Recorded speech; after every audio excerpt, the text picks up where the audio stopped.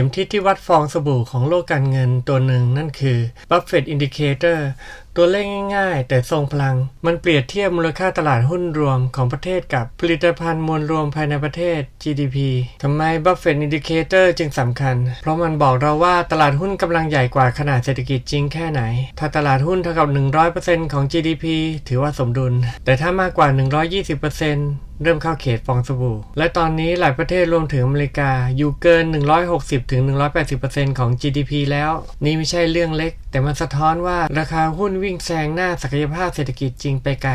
ภาพสะท้อนทั่วโลกสหรัฐ Buffett Indicator อยู่ในระดับสูงสุดใกล้เคียงก่อนฟองสบู่ .com แตกในปี 2000 และก่อนเกิดวิกฤตซับไพรม์ในปี 2008 เอเชียบางประเทศเริ่มเห็นสัญญาณคล้ายๆกันโดยเฉพาะตลาดที่มีเงินทุนไหลเข้าเร็วเกินจริงยุโรปและญี่ปุ่นแม้เศรษฐกิจโตช้าแต่ตลาดหุ้นกับทะยานขึ้นด้วยสภาพคล่องมหาศาลปัจจัยหนึ่งที่ผลัก Buffett Indicator ให้สูงคือการประเมินมูลค่ากลุ่ม AI และเทคโนโลยีนักลงทุนทั่วโลกกำลังซื้อความหวังมากกว่าซื้อกำไรจริง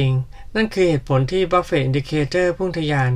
เพราะ GDP ยังโตช้าแต่ราคาหุ้นพุ่งทะยานไปแล้วบทเรียนจากประวัติศาสตร์ปี